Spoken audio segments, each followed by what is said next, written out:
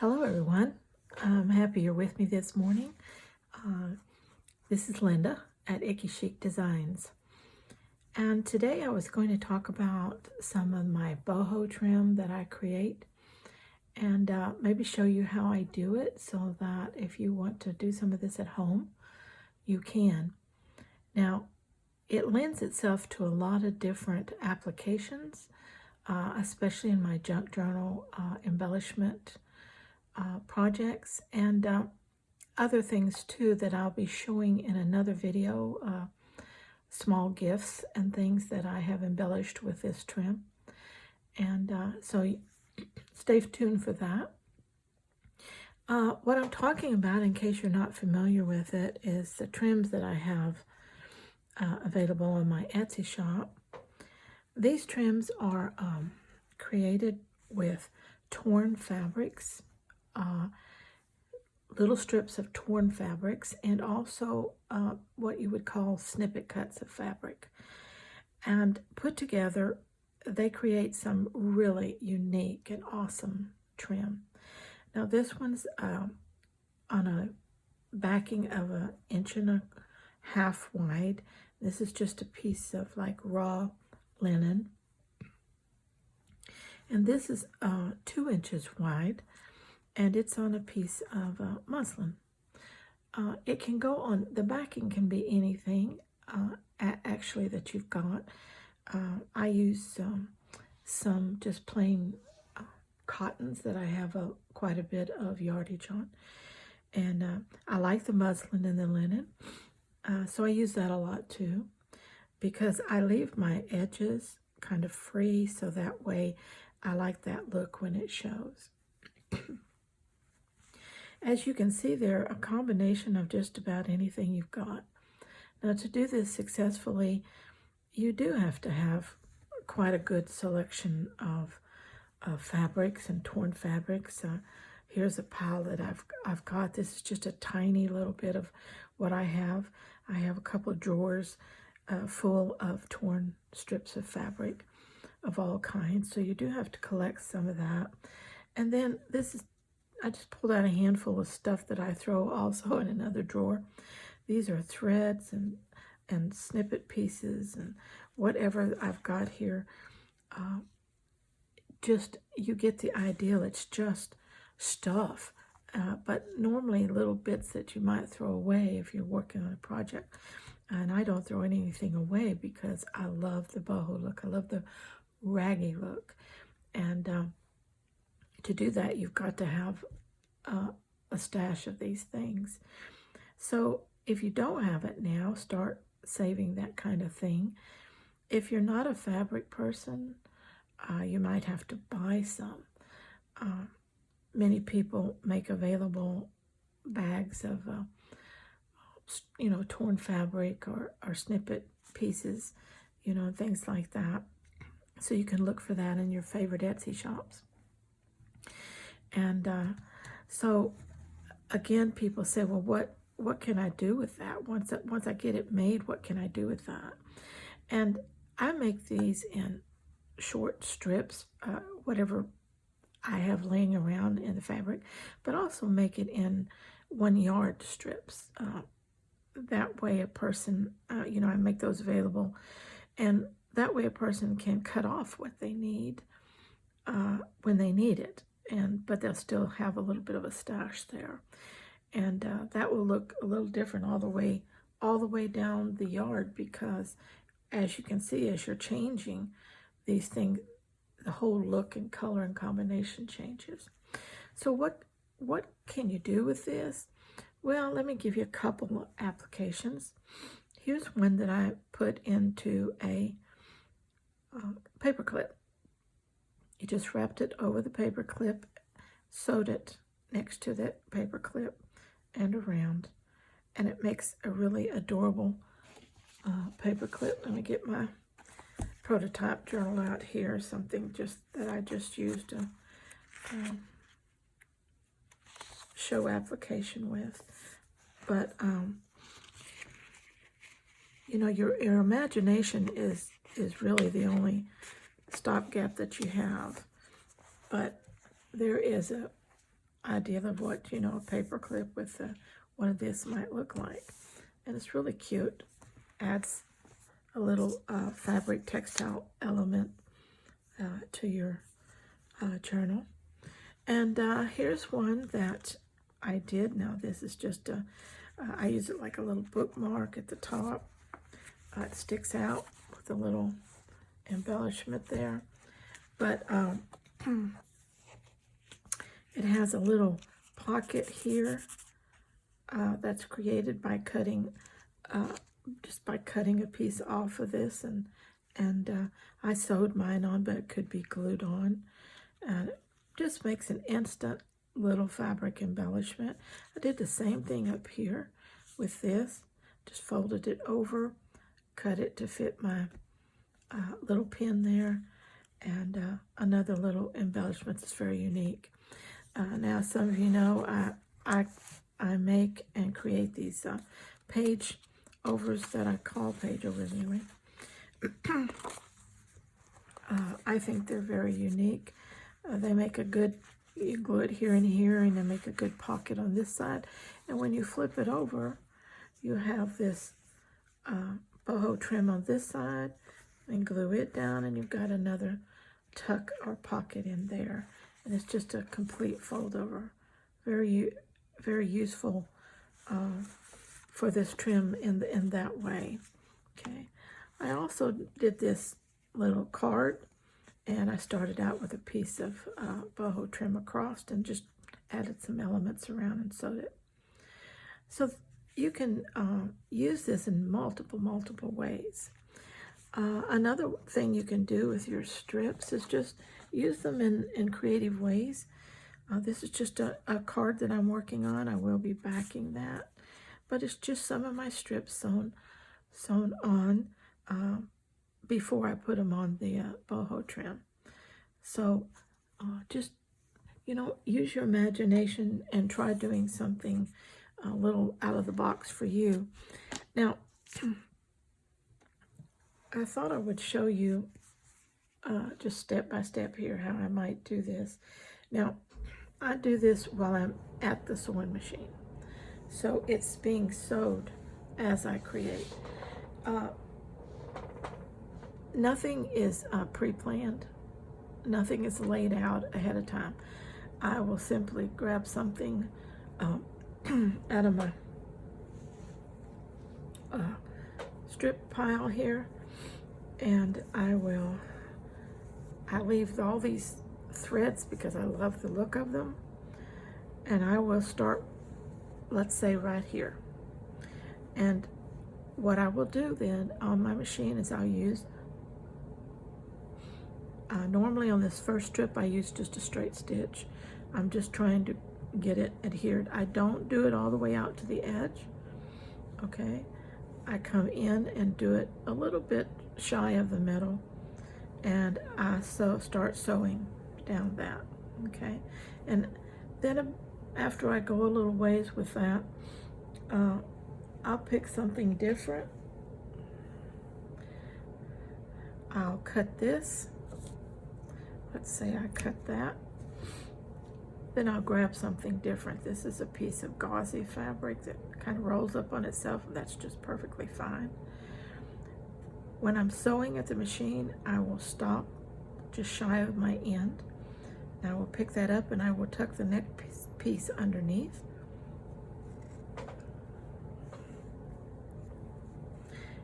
And then I will keep sewing down that same shy of just the middle, down that way. And then I'll go a distance with this, and then I'll cut and add another one. Now I don't always use the same lengths. I might sew 2 inches, I might sew 10 inches, whatever I have in my hand and whatever feels right, okay? But now, when I've got the length of the strip that I'm working on done on that first piece, then I come back and I'm ready to lay my second layer in. Now, again, I'll pick a piece of strip and I'll lay it down on this side. But not only am I at this point closing this side up with a strip, but this is where I'm going to add embellishment as I go. So maybe on this one to start out, I'm going to add just a few threads up here.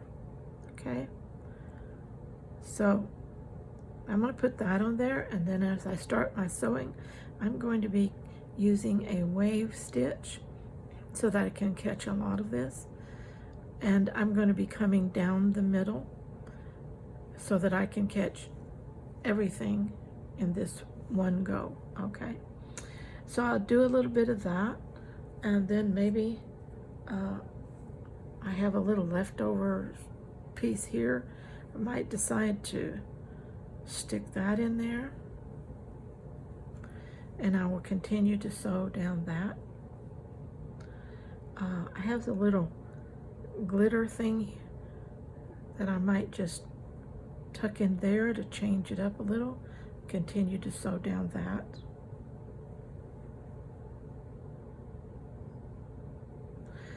Okay, and then next I might have a piece of lace here. All right, so I might just continue to sew with that. As you can see the process, you are just adding stuff as you go. Now usually when I get through with this center, I will come back on the outside and secure some of that. Sometimes I'll just meander through the thing. You can see that actually on this piece I've made 4 different runs because of the width of the piece.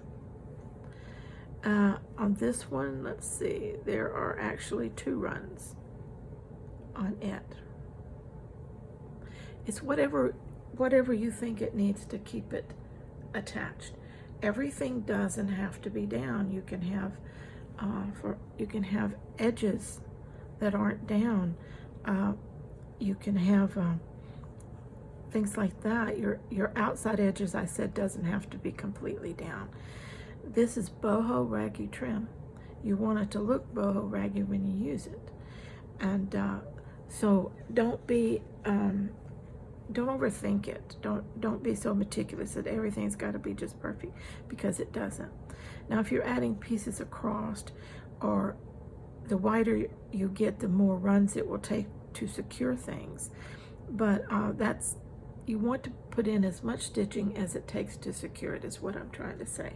No more, no less, whatever you feel that needs. But you keep going down through there. When I get through with the strip I'm working on, I'll go back and look at it and think, does it need anything else?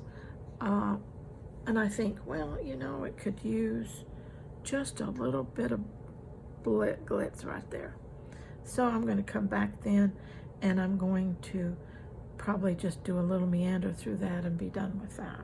Okay, so usually after I've completed a strip and I go back the 3rd time, I will add just 2, 3, 4 elements down the strip where I think it needs it. Occasionally I leave, if I have a grouping of fabric that I really like, the color play and the tone and everything of it, sometimes I just leave it alone. Okay, another good thing to do is, like, if you have some old yarns, a little bit of that down is a good trim. Sometimes just another piece of fabric, let's say that's really thinly done, it will be a great addition just sewn down through there. Again, here's another piece of trim, cut off of a piece of lace trim. Whatever you have will work.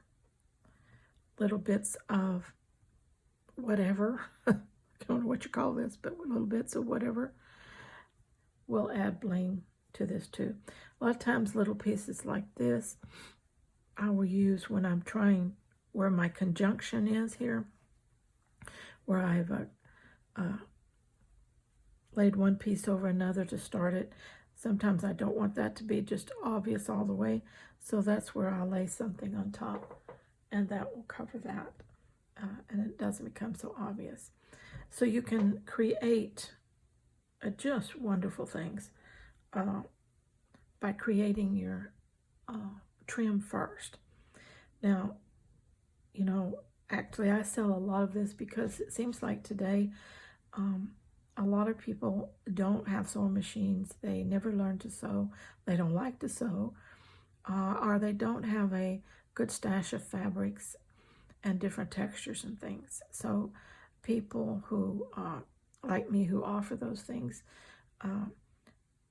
you can look those up on Etsy and other selling platforms of your choice and see what you can find that will help you out.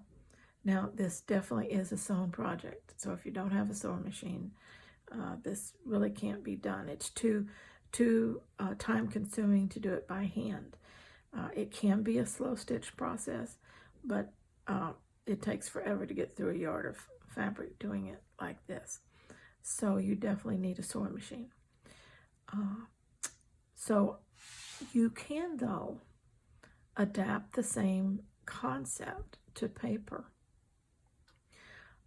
using a long strip of paper and sewing it to make it really long, get you some yardage on it, and then roll it out and start gluing to it. Very similar to making a snippet roll, except you can make it look more like a strip roll by using strips and then adding snippets to the top for decoration.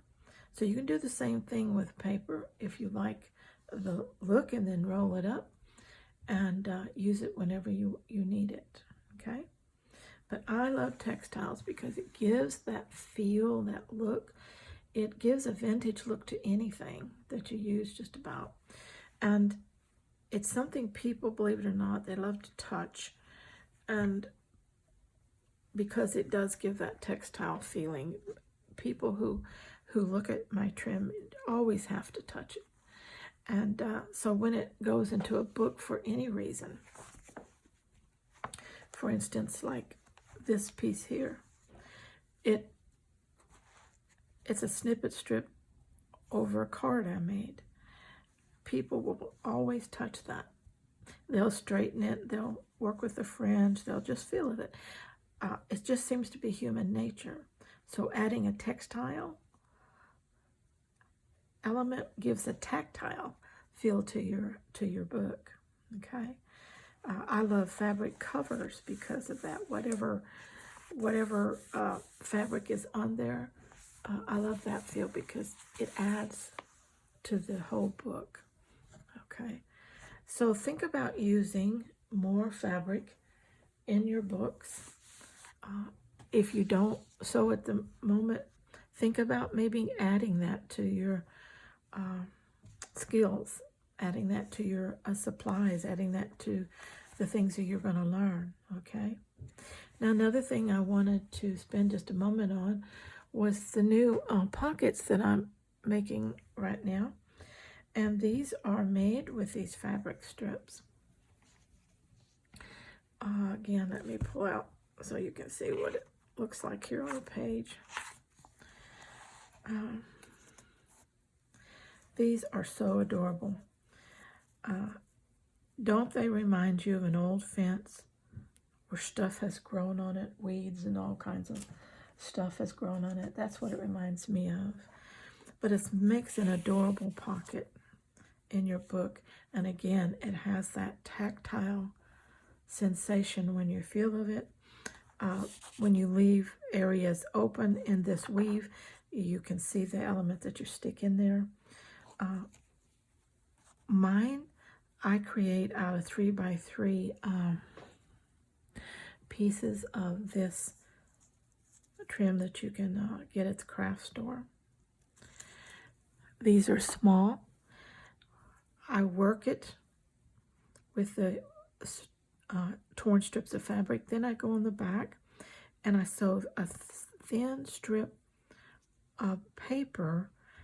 And the only reason I do this, it's not to secure the pieces because I could do that without the paper, but it is to give junk journal workers and scrapbook workers something to glue. okay? Because this would not glue effectively. It would not stay glued without this. So that way you can decide which way you want to lay this, how you want it to look, because you've got paper on all four sides and you can glue it the way you want to, okay? So that's one. And each of these will come out a little different because of the way that the base part here, because the way it is formed, every piece you cut is a little different, so the holes available for you to weave through are a little different. So that changes everything up. So here's another one that could be used like that. Again, you can turn it any way you want to because you have your paper able to glue this the way you want to glue it. Different elements used with different ones. This is one of my favorites. Isn't that adorable? I love that. I love making them. Even though they are a little time consuming, it takes a little time to weave these through here, and it also takes some time to cut and sew the strips on the back. So it's a little time consuming, but they're well worth the effort because they make an impact on a page for sure. Okay, here's another one. Again, a little different. Every one of them, as I said, come out different. Basically, I've created them all out of this same pile, which I showed you earlier. This is the pile I started with. The same pile of torn fabric. I created them all. I added maybe a little, like this has a little yarn here on it. Let's see. This has a little yarn on it, a little gauzy fabric here that I added to the torn strips. This has a piece of yarn added to it.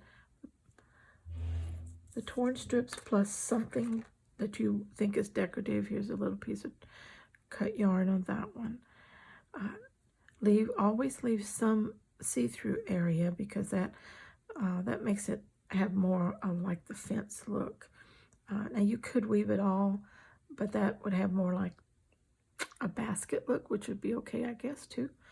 But I like the see-through element when I'm also tucking things behind it. I think that's cool that I can see that pocket behind it. Now, depending on how the weave comes out, you see how the pocket area actually will change. It's wider at the top and narrow at the bottom. So like this little card here would probably only tuck about that far down, okay? But if you were working with a more narrow element, let's see if I can quickly find something. I never have something when I need it, but let's just say something this width, it would go all the way in, okay? So you could just change that up to fit whatever you have. Now you could definitely cut your starting piece larger, but by the time you do the weave and everything, you can see that it pretty much fills up a page using a 3x3. I'm going to make some that are belly bands that are probably 2x8, and that way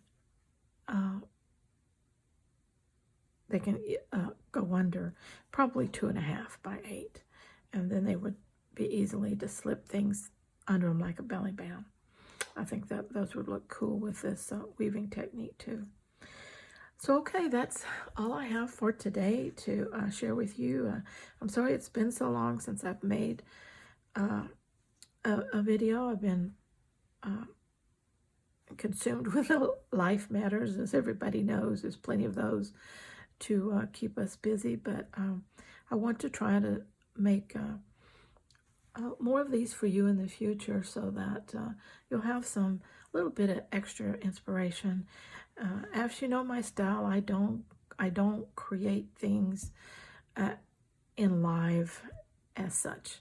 I talk about them after the fact. That's because most of you already have the skills that it takes, and those who don't are better to start with beginner videos and then jump over to other videos people make that are more complicated, and like mine, where I just tell you my process, because then you'll know what I'm talking about and you can just apply it. Also, I don't want to engender in people the fact that they have to do something exactly like I do it. You have to put this A to B to C to D. You don't. You want to be inspired, then you want to tweak and adapt and do your own thing. In other words, become your own designer and make things that you want to make, the way you want to make them, but using the skills or inspiration that you learn in other places. So I hope you enjoyed this and that you'll come back. Until next time, take care and keep on crafting. Bye-bye.